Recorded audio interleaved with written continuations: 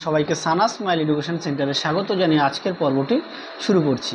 আজকে তোমাদের জন্য নিয়ে চলে এসেছি তোমরা যারা ষষ্ঠ শ্রেণীর দ্বিতীয় পর্যায়ক্রমিক মূল্যায়ন পরীক্ষা দেবে তোমাদের জন্য রায় ও মার্টিন প্রশ্ন বিচিত্র থেকে আজকে সমাধান করে দেখাবো ইতিহাস বিষয় মডেল নম্বর 2 অর্থাৎ 2 নম্বর স্কুলের যে সমস্ত ছোট ও বড় প্রশ্নগুলি আছে সমস্ত প্রশ্নের উত্তর তোমাদের দেখাবো।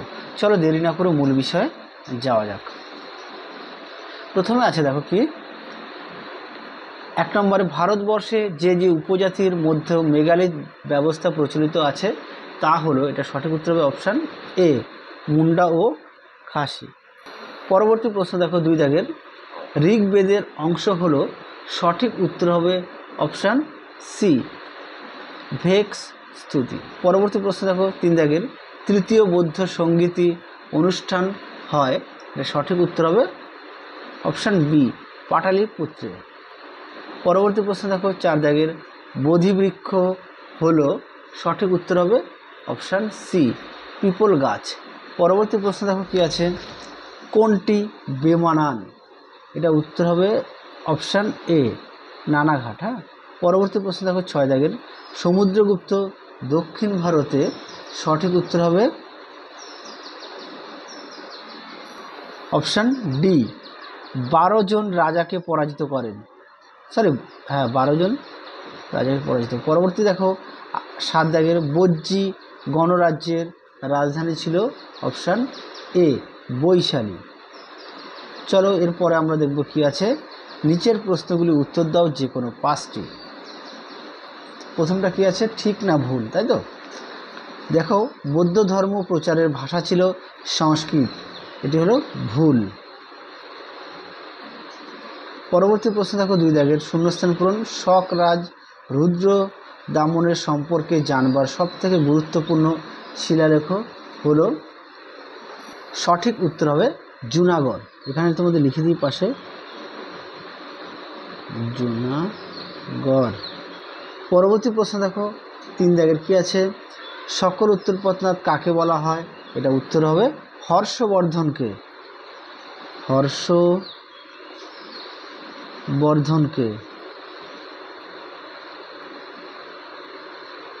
পরবর্তী প্রশ্ন দেখো 4 দাগের কি আছে, তোমাদের 4 দাগের প্রশ্নগুলো একটু দেখাই একটু। আচ্ছা, প্রথম প্রশ্ন কি আছে দেখো, চলো 4 দাগের প্রশ্ন দেখো আদি বৈদিক সমাজের প্রধান সম্পদ কী ছিল, এটা উত্তর হবে গবাদি পশু, গবাদি পশু। পরবর্তী প্রশ্ন দেখো 5 দাগের জৈনদের শেষ 2 তীর্থঙ্করের নাম কি, এটা উত্তর লিখবে পার্শ্বনাথ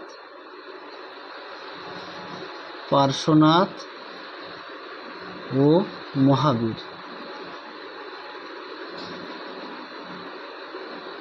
আশা করি তোমরা দেখতে পাচ্ছ। পরবর্তী প্রশ্ন দেখো 6 দাগের নৃপতি কথার অর্থ কি, এই প্রশ্নের উত্তরটা হবে মানুষের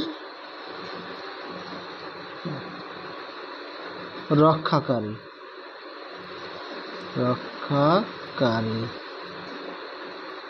পরবর্তী প্রশ্ন দেখো কি আছে কবে থেকে শকাব্দ গণনা শুরু হয়,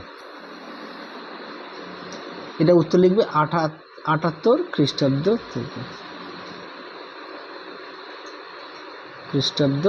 থেকে। চলো পরবর্তী আমরা 3 দাগের প্রশ্নগুলো দেখব কি আছে। 3 দাগে আছে একে ভারতীয় উপমহাদেশের জনপ্রিয় 2টি মহাকাব্যের নাম লেখো। উপরে দেখো লিখে দিয়েছে রামায়ণ ও মহাভারত, উপরে দেখো লিখে দিয়েছি। পরবর্তী প্রশ্ন দেখো 2 দাগে তীর্থঙ্কর বলতে কি বোঝো বা দিগম্বর কাদের বলা হতো, চলো এই 2টি প্রশ্নের উত্তর দেখাই। দেখে নাও তীর্থঙ্কর জৈন ধর্মের প্রধান প্রচারকদের তীর্থঙ্কর বলা হয়। জৈন ধর্মের মোট 24 জন তীর্থঙ্কর ছিলেন। পরবর্তী প্রশ্ন দেখো দিগম্বর, এখানে দেখো লিখে দেওয়া আছে জৈন সন্ন্যাসী ভদ্রবাহুর নেতৃত্বে একদল জৈন সন্ন্যাসী দাক্ষিণাত্য চলে যায়। এরা মহাবীরের মতো কোনো পোশাক না পরে কঠোরভাবে ধর্ম পালন করতেন, এর জন্য এদের দিগম্বর বলা হয়। এখান থেকে এই পর্যন্ত উত্তরটা লিখবে।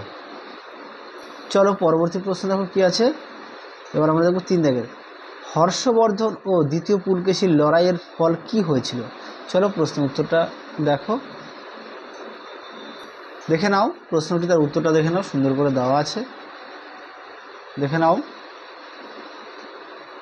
প্রশ্নের উত্তরটি। উত্তরের বাকি অংশটুকু দেখো, এই পর্যন্ত উত্তরটা লিখবে। হ্যাঁ, এই পর্যন্ত উত্তরটা লিখবে, আমি মুখে বললাম না। চলো পরবর্তী প্রশ্ন দেখো কি আছে।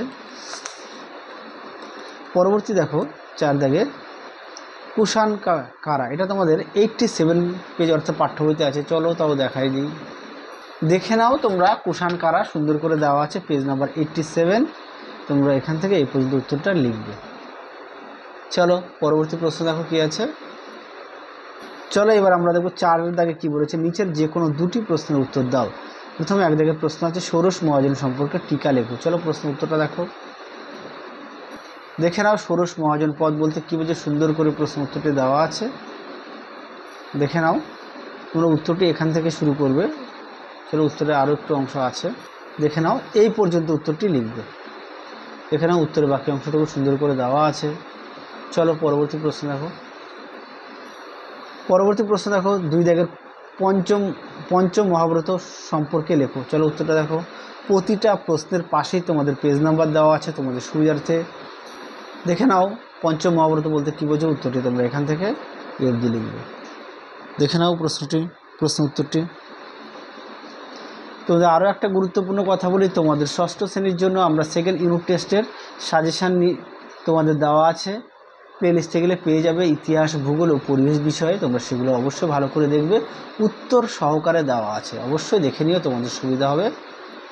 পরবর্তী প্রশ্ন দেখো 3 দাগের, কি কি কারণে মগধ শক্তিশালী মহাজন পদ হয়ে উঠেছিল। দেখো উত্তরটি,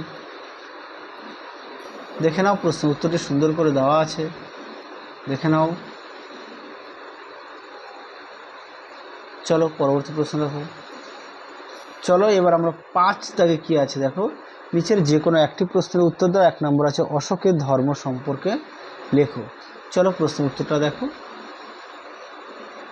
দেখে নাও প্রশ্নটি, তার উত্তরটা দেখে নাও, সুন্দর করে পয়েন্ট দেওয়া আছে। অশোকের ধর্ম, অশোকের ধর্মের মূলনীতি, অশোকের ধর্মের বৈশিষ্ট্য সুন্দর করে দেওয়া আছে, একটু দেখে নাও প্রশ্ন উত্তরটি, দেখে নাও। এখান থেকে তোমরা এই উত্তরটা লিখবে। চলো পরবর্তী প্রশ্ন দেখো। পরবর্তী প্রশ্ন দেখো, অর্থাৎ শেষ প্রশ্ন, হর্ষবর্ধনের কৃতিত্ব আলোচনা করে। দেখো প্রশ্ন উত্তরটি, দেখে নাও প্রশ্নের উত্তরটি তোমাদের পাঠ্য বইতে আছে 94 পেজ, পেজ নাম্বারটা দেখে নাও, দেখে নাও। তোমরা এখান থেকে শুরু করবে উত্তরটি, দেখে নাও, দেখে নাও পুরো এই পর্যন্ত উত্তরটা তোমাদের লিখতে হবে, কেননা এটা বড় প্রশ্ন তো তাই। চলো তাহলে তোমাদের এই 2 নম্বর মডেল সেটের সমস্ত প্রশ্নের উত্তর দেখিয়ে দিয়েছি। তাহলে আজকের মতো এখানেই সমাপ্ত করছি, আবার দেখা হবে পরবর্তী ভিডিওতে। তোমরা সবাই সুস্থ থেকো, ভালো থেকো, টাটা।